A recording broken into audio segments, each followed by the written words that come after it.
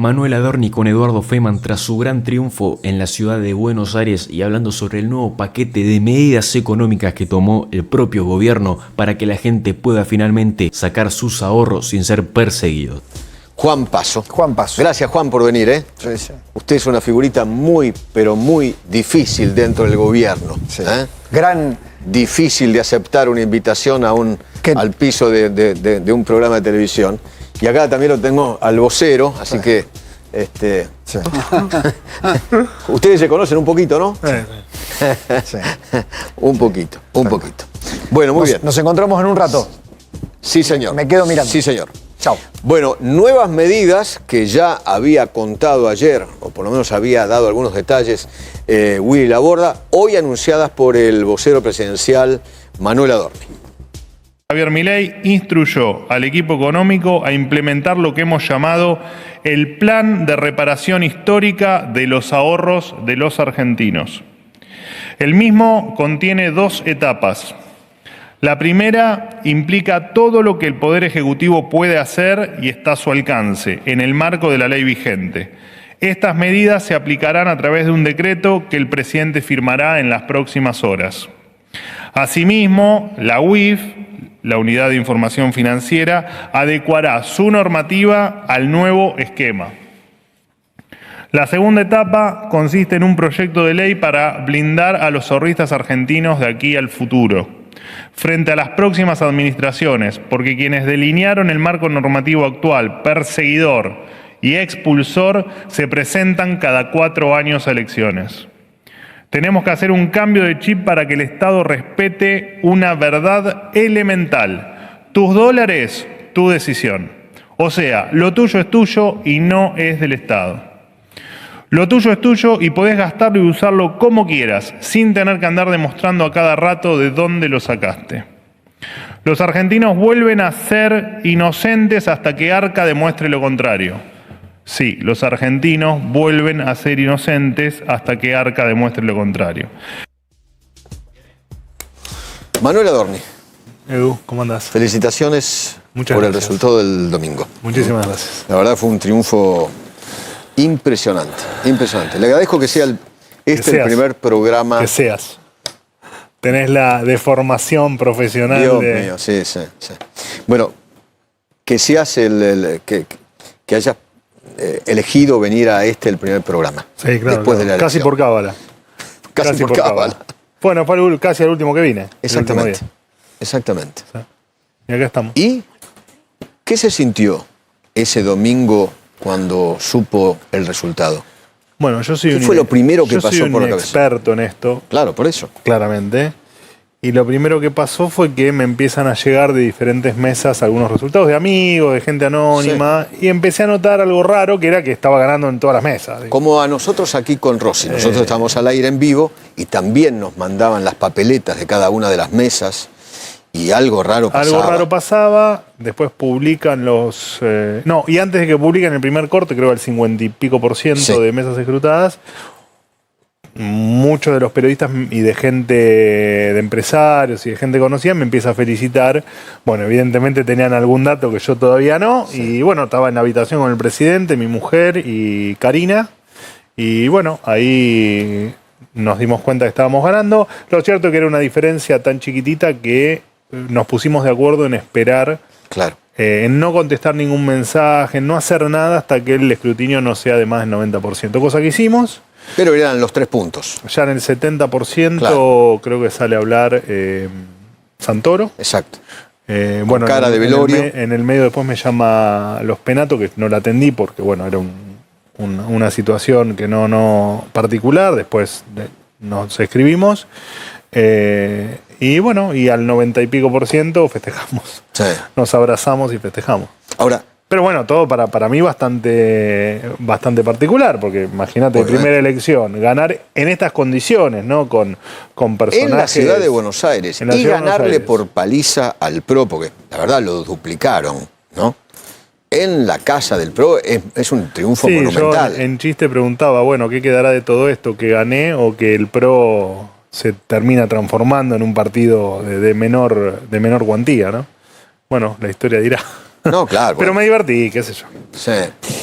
No me gustó la campaña, porque a mí la campaña me pareció... Las campañas, evidentemente, no sé a quién le pueda gustar hacer campaña, pero bueno, fue toda una experiencia. Pero los acusaron a ustedes al gobierno de hacer una campaña sucia, por lo menos en el último tramo, ¿no? Con el famoso video. No, en tal caso el video, de hecho yo ese video lo veo el domingo a la mañana. Así que si fue, vamos a suponer que haya sido campaña sucia, fue las últimas horas. Cosa que no fue así, ya lo aclaramos, hicieron un escándalo que no había que hacer. Ese video, de hecho, tiene una contrapartida que es una inteligencia artificial donde yo estoy hablando, insultando a Caputo y... Bueno, parte de lo que hay no debería estar, digamos, yo no lo hubiese hecho, si no estaría dentro de una fuerza política. Y cosas que pasan... Y ustedes no lo toman como un fraude electoral, de ninguna manera. No, pero por favor, ¿cómo vamos a tomar eso como un fraude electoral cuando... Independientemente de todo, no debe haber movido un solo voto eso. Yo también creo exactamente lo mismo. Pero está bien porque todo lo que usaron de operaciones contra nosotros o como juego de campaña, como fue por ejemplo Ficha Limpia, lo hicieron creyendo que iba a tener un impacto electoral. También la conferencia vintage, como digo yo, del PRO a la mañana, haciendo un escándalo del video. Bueno, entiendo la molestia, pero de ahí lo terrible fue que nos acusaron, digamos. Sí, claro. Eso me pareció terrible. De fraude electoral. Y de perjudicar la democracia. Sí, exponer la molestia por un video con inteligencia artificial, lo puedo entender, pero acusar a una fuerza política, bueno, en tal caso eso me parece mucho más atentado electoral que lo otro. Sí, no sé si a la fuerza política o directamente a la Casa de Gobierno, porque la acusación contra ustedes es que eso partió de la Casa de Gobierno. Entiendo, pero sí o quien lo hizo entró en la Casa de Gobierno. Bien, pero entiendo que se hace en un contexto donde es lo mismo que el por qué Santoro deja clavada la militancia y ni siquiera felicita a los que ganan, o en este caso a mí. Porque yo entiendo que el contexto de derrota hace que uno haga cosas que en su sano juicio no haría. Y me parece que esa conferencia del PRO no fue ni más ni menos que un último manotazo, porque entiendo que los números los tenían, todos teníamos estimaciones de cómo venían las elecciones. Entiendo que en un contexto de derrota abrumadora, bueno, fue una forma más de intentar dar vuelta a ese resultado inevitable. Manuel, ¿podemos confirmar que Mauricio Macri y el presidente o el presidente Mauricio Macri hablaron? Sí, en realidad no hablaron. El presidente Macri le envió un mensaje. Se escribieron, le mandó un mensaje por WhatsApp a lo que el presidente llama el teléfono rojo. Y esto fue hoy, entiendo que hoy a la tarde. Ok. ¿Qué significa el teléfono rojo? Para mí es un teléfono nuevo. Que no es el habitual del presidente, es un teléfono que usa para llamados importantes. Ah, ok. O para hablar con otros presidentes, en fin. Un teléfono que está permanentemente libre. Ah, ok. Y allí le escribió. O sea, el presidente Milei utiliza dos teléfonos. Siempre. Uno, el normal, de siempre, de su número de siempre. De siempre, exactamente. Y un teléfono donde tiene... llamadas particulares para que no esté ocupado permanentemente. Y ahí tiene contactos de WhatsApp con otros presidentes del mundo. Exactamente. Ok.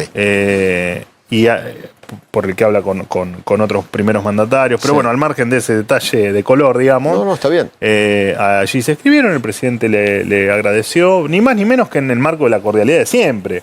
De hecho, el día anterior, en una de las dos entrevistas que dio el presidente por televisión, aclaró que le preguntaron si la relación con Mauricio Macri estaba rota y dijo que no. Y no es ni más ni menos. Según el dato que yo tengo, y usted me lo confirma, el presidente Milei fue muy afectuoso, mandándole un gran abrazo. Hola, Presi. Siempre le tuvo gracias, mucho respeto. Presi. Y tampoco, digamos, creo que las declaraciones que hizo sobre Macri, a las que hacías referencia recién, tampoco me parecieron ni que le faltó el respeto, ni que pasó nada, simplemente expresó una reacción que tuvo Mauricio Macri. Decirle llorón, qué sé yo. Pero llorón en el marco que te lo estoy diciendo yo, que efectivamente no ameritaba tamaño escándalo. No, qué sé yo, parte de un día muy frenético donde se jugaban muchas cosas. Ahora, quedaron los dos como dos caballeros, ¿no?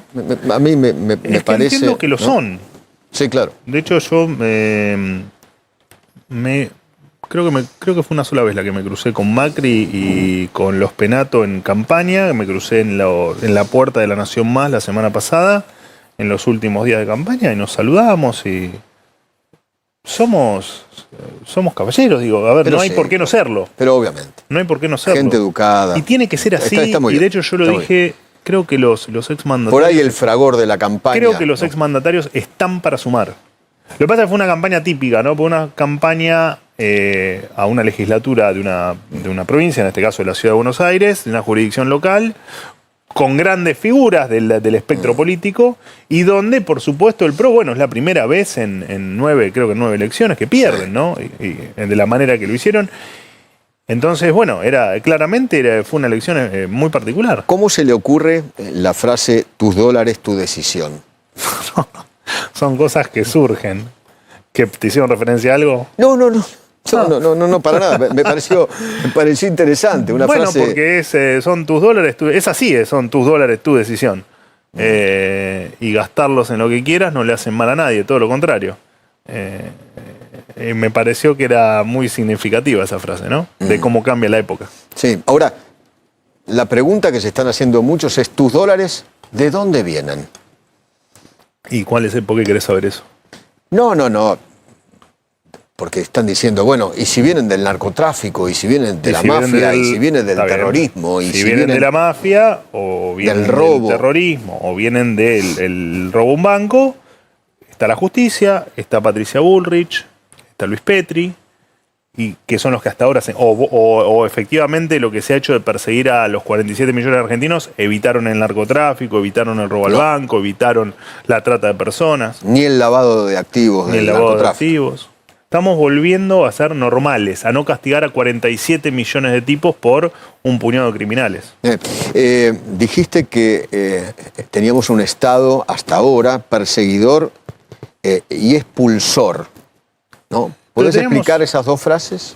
Bueno, pero éramos soviéticos, digamos. Nosotros teníamos todo un esquema de regímenes de información alucinante. Cualquier cosa que te comprabas, saltaban las alarmas en todos lados. Sí. Hacías una transferencia de 2 mangos con 50 y te llamaban del banco para que presentes papeles. Era delirante. Delirante. ¿Por qué al banco vos le tenés que decir lo que facturás? Si no estás sacando un crédito, si no... ¿Por qué? Este país era delirante, que por supuesto cuesta ir desarmando lo que han hecho en 20 o un cuarto de siglo, que la verdad que fue brutal lo que han hecho. Y nadie tiene por qué molestarte porque gastás $200 que tenés abajo del colchón. Nosotros íbamos al supermercado y el del supermercado te dividía los tickets porque era más complicado pedirte todos los datos para informar a FIP. A la vieja FIP prefería dividirte los tickets. O sea que ni siquiera servían los regímenes de información, porque estaba el esquema hecho para que el cajero y vos los salté en ese Y con control. las transferencias bancarias pasaba lo mismo. Che, te la divido en 2 o 3. Pero es delirante. Era delirante. Analicémoslo sí. fríamente. Sí. Era un delirio este país. Sí. Un delirio. No, Entonces, y cuando una persona quería le querías transferir a tu mujer, no sé, 60.000 pesos. Era un escándalo. Te llamaban del banco un momentito, ¿dónde sacaste los 60.000 para transferírselos a tu mujer? Un delirio. Estábamos locos. Lo que pasa que tantos años que nos fuimos acostumbrando a que un día entrabas a un supermercado y había un gordo midiendo una góndola para ver si podía frenar la inflación. Entonces, este país era surrealista. Bueno, estamos tratando desde el 10 de diciembre de 2023 de que ese surrealismo vaya desapareciendo. Y lo que pasaba con los regímenes de información, donde cualquier paso que dabas te informaban, tu consumo tiene que ser tuyo y privado. No puede ser que yo me entere que te fuiste a comprar 2 jeans a un shopping. No puede ser que pase eso. Y no vamos a permitir que siga pasando. Vamos a hacer todo lo posible porque el Estado cada vez tenga menos información. Y que el día de mañana, si Dios no lo quiera, porque hoy Toto dijo algo que pasó medio desapercibido, pero que creo que es clave, la libertad se defiende con el voto. El que el día de mañana no venga un loquito a volver a querer meterse abajo de tu cama, espiar lo que haces, depende siempre en última instancia... De que la gente vote en un sentido o en otro. De que la gente vote. Claro. Pero no tenemos que empezar a entender, tenemos que amigar, tenemos que demostrar que el Estado no está en contra de la gente. Para que la gente empiece a tener confianza nuevamente en el Estado, que es lo que se ha roto, por supuesto. Willy, querido. Sí, Manuel, bueno, en primer lugar, felicitaciones por lo del domingo. Muchas gracias. Y pregunta relacionada con si hubo contactos con el fondo previo a los anuncios y si escuchaste o viste las declaraciones de la vocera del fondo. No sé a cuáles te referís. Hoy creo que uno de los periodistas... ¿La podemos ver? Sí. ¿La podemos ver? Dale, ponela. The kind of second part of that question, I do want to also note, and this is included in our staff report, that the authorities have committed to strengthening financial transparency and also to aligning Argentina's AML-CFT, the anti-money laundering framework, with international standards, as well as to deregulating the economy to encourage its formalization.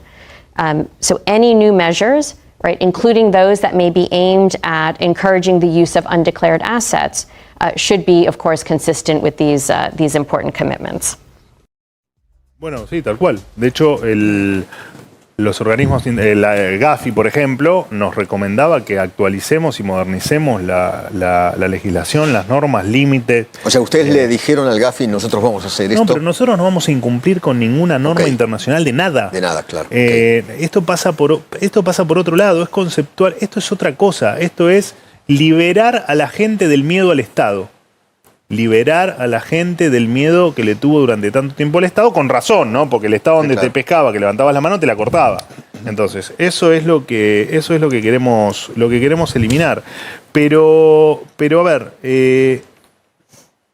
estamos cambiando la forma de que el Estado se mete en la vida de la gente. Nosotros estamos haciendo que el Estado no se meta más en la vida de la gente, con los tiempos que por supuesto que gobernar te permiten, de acuerdo al músculo político que tengas en el Congreso, pero estamos haciendo todo desde el 10 de diciembre, desde la ley bases, el decreto 70, las primeras medidas de Caputo, el cierre de organismos, la reestructuración del Estado, la echada de ñoquis, y todo lo demás que estamos haciendo es en pos de que los argentinos sean cada vez más libres. No hay otra razón, digamos, la esencia es esa.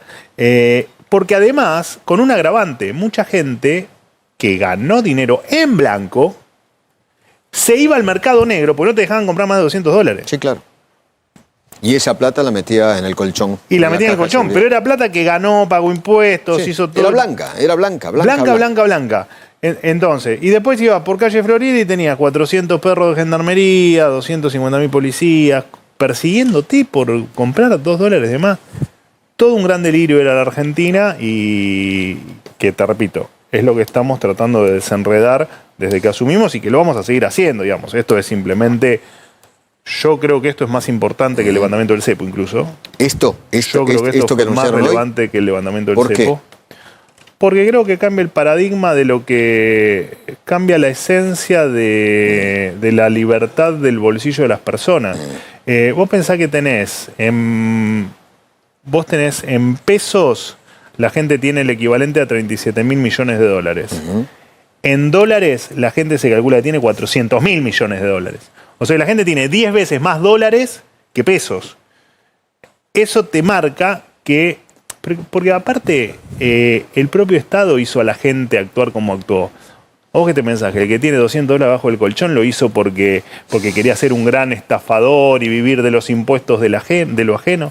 No, el tipo guardó $200 porque sabía que le estaban reventando la moneda, entonces que la única forma que tenía era comprar los $200. Con la inflación. Que como no lo podía comprar en blanco, los tenía que comprar en negro y que encima no los iba a declarar porque o era un delito o el Estado te lo sacaba en impuestos. Entonces, por eso el nombre del programa, ¿no? Porque creemos que efectivamente esta es la reparación del ahorro que no podés usar, ahora te lo liberamos y lo vas a poder usar. ¿Podemos decirle al señor Paso, a Juan Paso, ¿puede venir para aquí a la mesa un segundito? ¿Le podés acercar la silla, por favor, a Juan Paso? Por favor. ¿Qué es Juan Paso dentro del gabinete económico? Bueno, es una de las... va a ser el primer titular de ARCA, el primer titular de la Agencia Recaudadora de Impuestos y Fiscalizadora de Impuestos, que va a ser querido por la gente. ¿En serio? Manualmente. En la historia de la República Argentina. Porque siempre son chupasangre, ¿no? El recaudador siempre aparece con la imagen del chupasangre, ¿no? De la gente. Va a quedar en la historia por ser el primer querido. Vas a ver. ¿Por qué? No, creo que lo que estamos haciendo es cambiar la mentalidad. Lo que estamos haciendo es algo histórico. Nos caracterizamos por regular por la excepción.